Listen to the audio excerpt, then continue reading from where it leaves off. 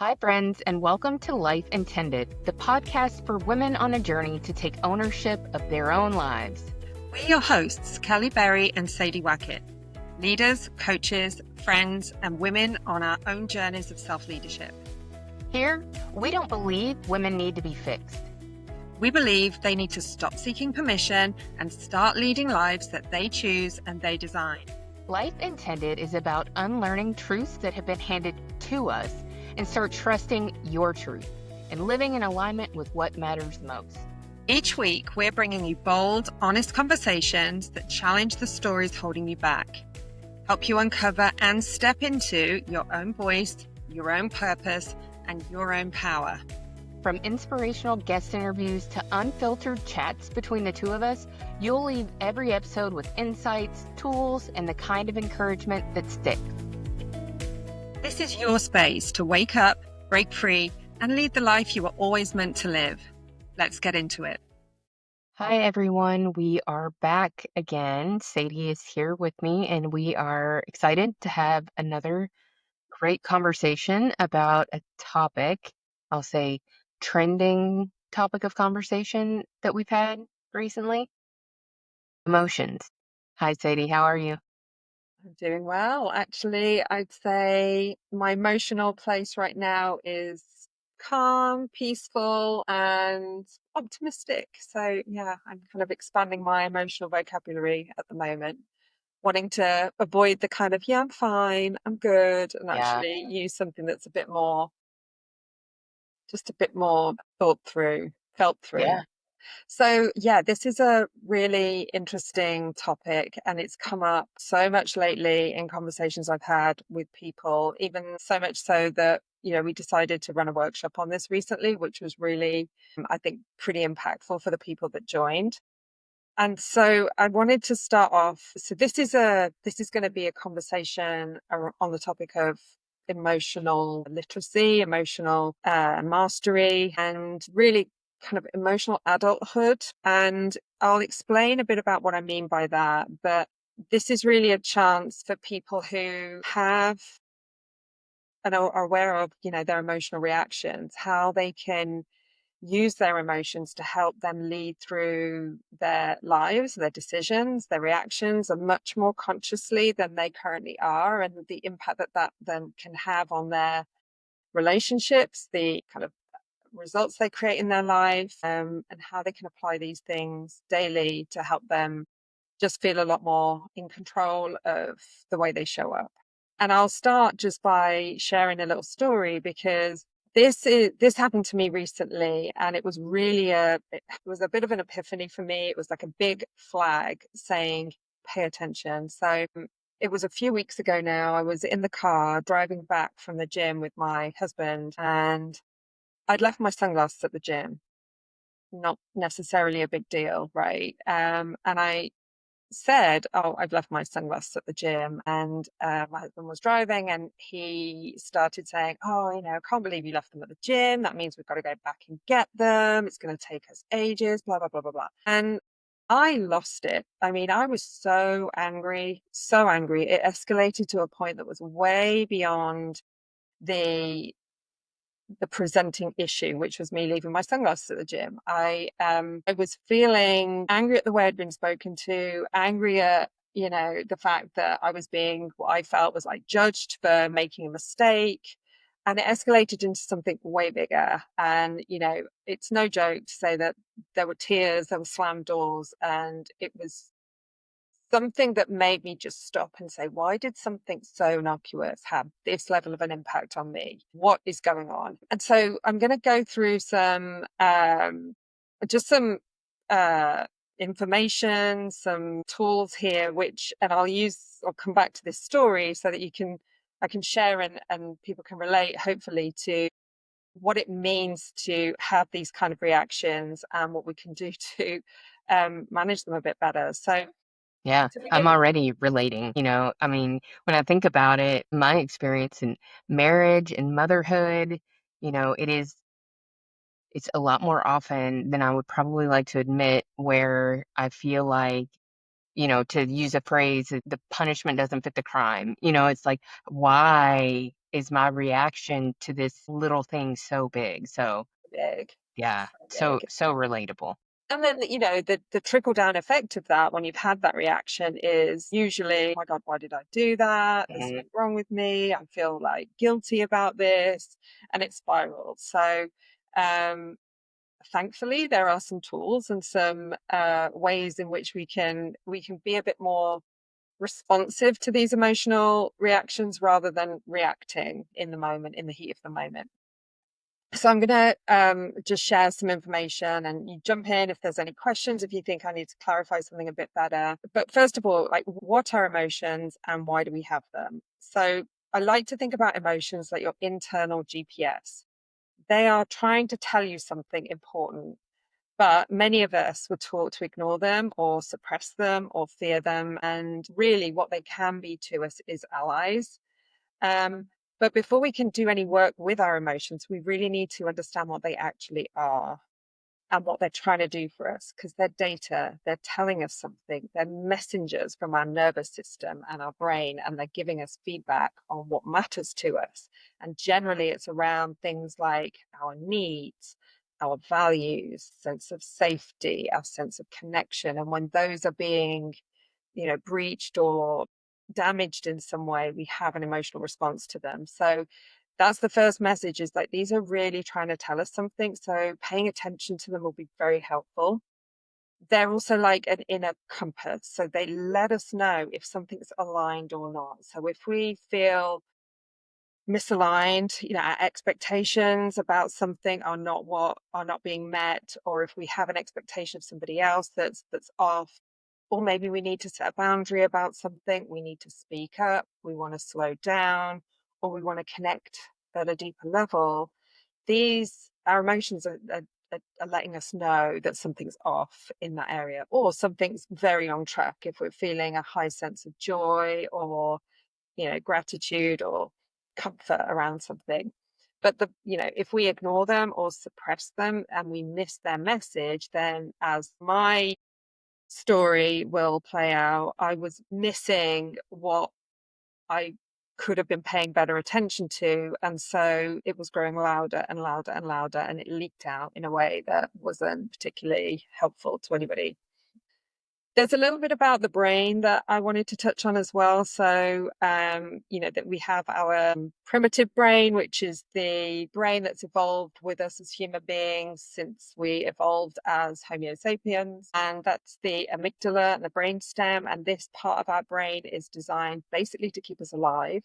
It's very fast reacting. It scans our environment for danger or threat or anything that's unfamiliar to us, and it triggers that fight, flight, or freeze response when it senses something's off.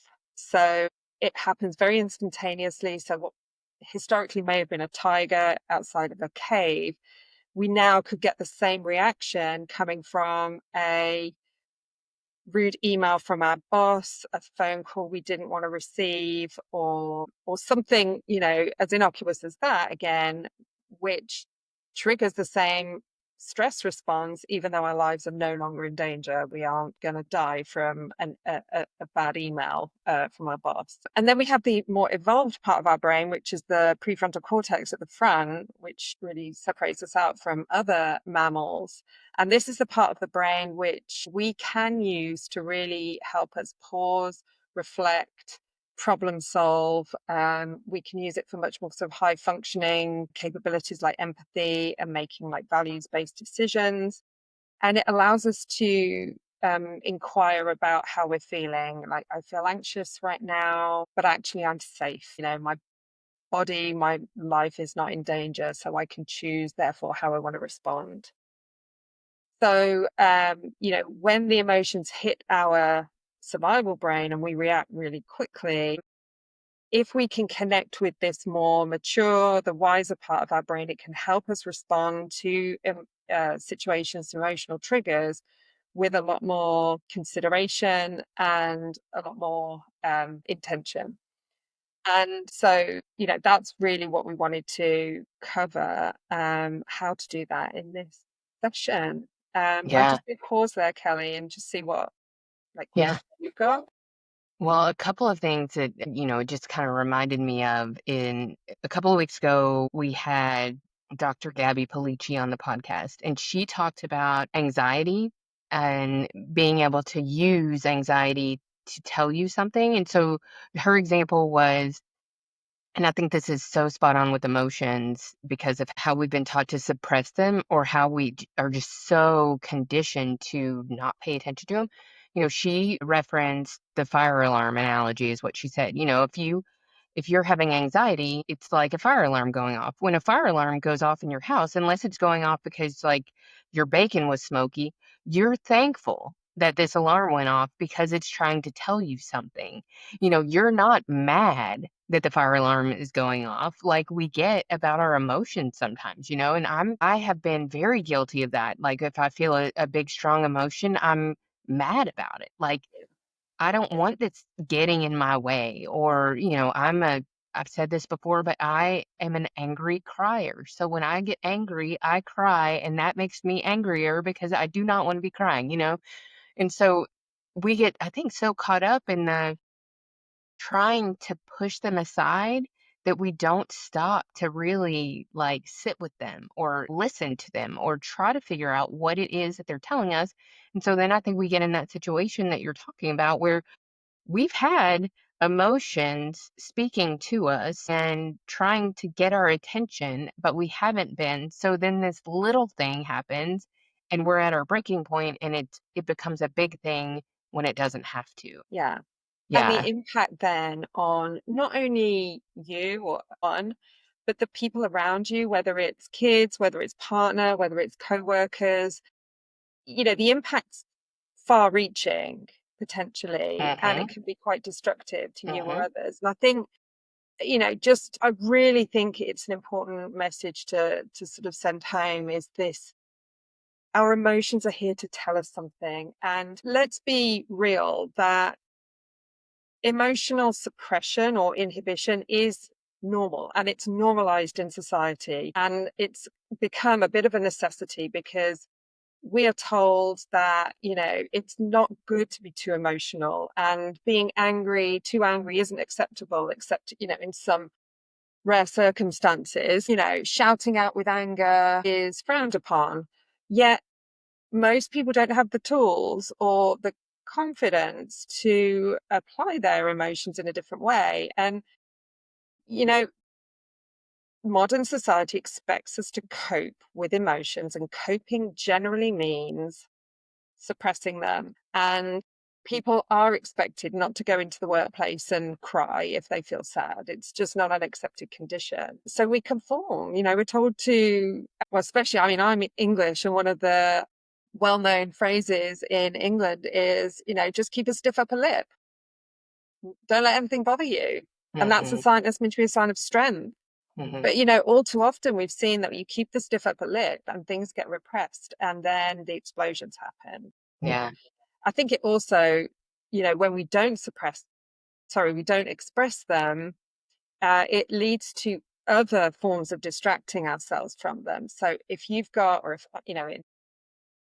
in the example I just gave, it was pretty quick explosion. But if I've had an uncomfortable conversation with someone and I'm feeling maybe undervalued or overlooked or something like that, I don't want to feel that way. So I'm going to go and distract myself from the feeling. And I might go and open the fridge and eat, or I might open a bottle of wine and have a drink, or I might just go and binge on Netflix or whatever's closest on TV, or scroll on social media. So many ways that we can just go and distract ourselves from it, which again is normal. And but it can, if it's not controlled, lead to extremes of overeating, over drinking. Yeah, like disassociation, Yeah, yeah, trying to being dissociate from it. yeah, trying to dissociate from your Yeah, feelings, yeah, yeah, or emotions, yeah. yeah. So, what can we do about this? Well, there is a really simple and very helpful tool that hopefully we can provide to Mhm. anyone who wants to access this. It's called the emotion wheel, and I'm going to talk through it. It's really a very helpful tool to help us build a language, a vocabulary around emotions, and how we can go beyond what we're currently taught about feelings, which is generally, I'm fine, I'm happy, I'm sad, I'm angry, I'm overwhelmed. They're very surface level emotions, and the wheel helps us expand our vocabulary by giving things a much more specific name and a lot more nuance around how we can describe how we're feeling. And the importance of this is when you've got the words to label what you're feeling, it takes it out of your emotional brain and into your logical brain. So you can do something with it then. So rather than it driving you, you can then be the driver of it and say, okay, so I'm feeling anxious, I'm feeling depressed, I'm feeling overwhelmed. I now can articulate that as an emotion. What do I want to do with that? And I think that's one of the most valuable offerings of this tool, is that it can help us give a name. Somebody said, name it to tame it. If you can name it, you can bring it out of your kind of subconscious into your conscious awareness, and you can start to really deal with that Hmm. in a very compassionate way. So just to describe the wheel really quickly. So it has three circles. The inner circle is what we'd call your primary emotions, and they are emotions like happiness, sadness, anger, fear. And they're kind of the fundamental building blocks. And they're like, if you ask a 7-year-old, I've got a 7-year-old daughter, how are you feeling today? She'll probably use one of those words to describe how she's feeling. But the secondary emotions, as you go into the second layer of the wheel, this introduces called secondary emotions, which are more nuanced understanding of our feelings. And they, for example, if you start with anger, you can move out into the second wheel, which gives you words like frustration, annoyance, resentment. And so that starts to help us to think that emotions aren't just singular, they're complex. And then the third, the outer wheel, the outermost layer, unveils some even further, more nuanced emotions. And so underneath anger, you might find emotions like impatience or exasperation or agitation.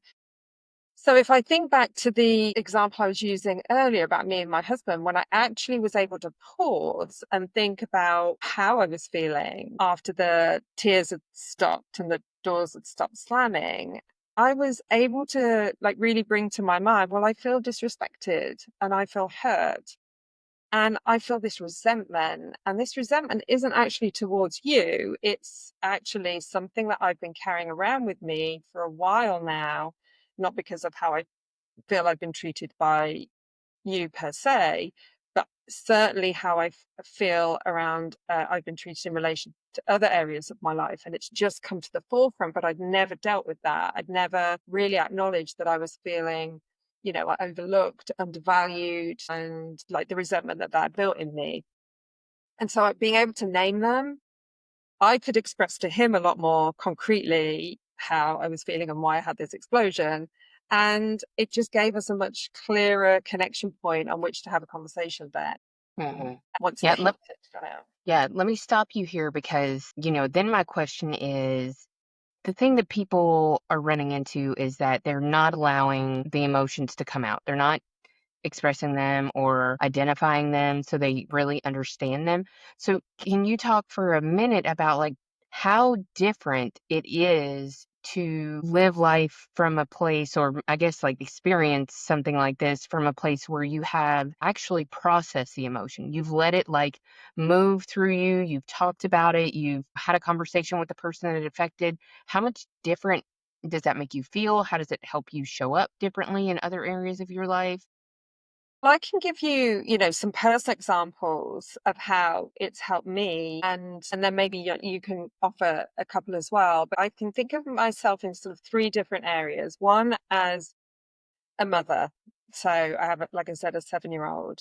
And in that area of my life, so there are definitely plenty of triggers that come with being a mom and having a kid that doesn't follow your instructions, who doesn't want to listen, who has their own attitudes, behaviors, and desires about things. And, let's take doing homework. I remember, coming home from work, which would be a typical scenario, having to get dinner ready and then having to sit down and do homework. And by this time, she's tired, and I'm hot, and I'm hungry because we haven't yet eaten. So I'm feeling, not my best self. And she's making a fuss about not doing her homework. And there have been many times when all I wanted to do is just, pick up the homework paper and just throw it across the other side of the room. Taking a beat, like breathing, connecting with myself and recognizing how impatient I'm feeling, how angry I'm feeling, how frustrated I am because she won't listen to me. And then thinking, oh, hang on a minute. If I continue down this path, it's only going to end up in one place, which is going to, like, the homework's definitely not going to get done then. So taking a beat and allowing myself some space, and, just literally taking a break from that whole conversation and coming back to it. I may need to give myself some food. I may need to go and, take a moment in the bathroom, whatever it is, but I need to get out. I need to put a break between, like, the pattern that's being created there. The other example I'd use is as a leader. So I was leading a very large team, and people would always come to me with their issues, their problems. They wanted me to solve them. And there were often times where I was so maxed out myself with my own, like, what the pressure that was being put on me, that if somebody came to me with something that I was annoyed about, I could have easily just flipped at them. And rarely did it happen. And I would say the reason it didn't happen, and the reason that I would say my team felt that I was a very balanced leader, was because of the, like, emotional regulation that I was able Hmm. to practice with them. Hmm. I had to take a lot, and it allowed me to build the capacity to know how much I could take before I was going to flip, and make sure that I stopped anything before that happening. So I could constantly check in with myself. How am I doing? How close am I on a scale of 1 to 10 to, that flipping point, and what do I need to address within me, first of all, to make sure I'm okay before I can really engage with any members of my team. And it might sound, I'll just say this, then I'll hand it back over to you. It might sound like this takes a lot of time, like I need to go and, sit with my legs crossed for 10 minutes, but it doesn't. It's very immediate. It's a very quick catching and an acknowledgement and calling it out. And then that's all it takes, is seconds to be able to acknowledge it and then choose how to respond differently. Hmm. Yeah. Those are great examples. You said emotional literacy earlier when you were talking about it, and I really like that because it is something, to your point, it's something like you have to spend a little bit of time learning how to read emotions, to become literate in it so that you can name them, so you can identify them. To that point, once you do that, it's just like reading, it's just like writing, it's just like speaking. It becomes second nature, it becomes faster, and it isn't this big other thing that you have to learn and do. It becomes part of who you are and how you operate. But I would say, like, the way that I feel when I'm in like a healthy place where I can name my emotions and kind of like let them come and go and deal with them, is like I just feel lighter. I feel like I can breathe better. I feel like I am, in your leadership example, that I am better able to be there for the people who need me, rather than, irritable is a word that I think of all the time. As a mother of a toddler, I can get very irritable when things get difficult. Just being able to stop and take a breath and realize I'm being a little unreasonable here with my expectations out of this little person to do things in the way that I want them to be done. And it does make you feel like, okay, I can take a breath. I just feel like less tense and I can move through this, or we can move through it together. So that's a big one. The other thing is when I do this well, I feel like I'm understanding myself better. And I think that's a big key as well, because when you suppress emotions, I've said it before, I'm a big like recovering, I'm fine person, never really stopping to think about how I felt or never wanting to be vulnerable and sharing how I felt with anybody. But the more I do it, the just better I know myself. And I think that's huge. It really it's priceless. Mhm. I have to say, I mean, I was speaking to somebody just yesterday, and she's a CEO of an organization. She runs her own business, and we were talking about just challenges she's facing in her leadership team, and kind of culturally across the organization. And this came up, and she said, I think everybody needs to learn this. And I said, I think you're right. I think the world would be a different place if we all had a little more like self-awareness, so we are aware of what's going on inside us, what's directing us, what's kind of pushing us in certain directions, and also curiosity about that as well, without judgment. Like, can't believe I behaved that way, I'm so, I'm Mhm. so wrong, I'm so bad, they're so wrong, they're so bad, just removing all of that judgment. And this is just, it's a chemical reaction in our body, an emotion, which is created as a result of the thoughts that we have. There are dictionaries with the number of emotional feelings we can experience. There are pages and pages and pages of it. We are very complex. And the more we can become familiar with that and know how to treat ourselves, what we need when we feel those emotions, then that is really where you can have such a huge impact on your relationships, on the results you create in your life, on the experience you have as an individual living your life. You'll find that you're saying things like peace, joy, and contentment a lot more frequently than you are anxiety and depression and Mhm. other words like that. Absolutely. And I think, it's so helpful for us to inquire, like, what was the situation that just happened? What did that make me feel? How did I respond in that moment? And what was the result of that? And what did I need that I didn't get that created that result? So you start to find out like what's triggering these emotions, what it is that you need from yourself or from others to help you in those Mhm. situations. Yeah. And that curiosity that you're talking about, I think that's a muscle. And I think for a lot of us, I'll say a lot of people like me who have spent a lot of time or a lot of years suppressing emotions or just not taking the time to get curious, it is something that it doesn't just come back supernaturally. So you have to like take a little time, ask the questions, ponder them, but once you do, it's like you're talking about the frequency, the speed, all of that, it happens more instantaneously than having to stop and be extremely deliberate about it.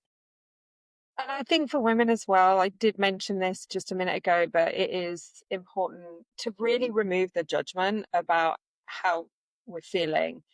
Because I think that's a preventative, like that stops us from inquiring because then we go into judgment about that feeling. Mhm. So Mhm. I'm anxious. I wish I wasn't. So I'm going to stop this curiosity because being anxious is problematic.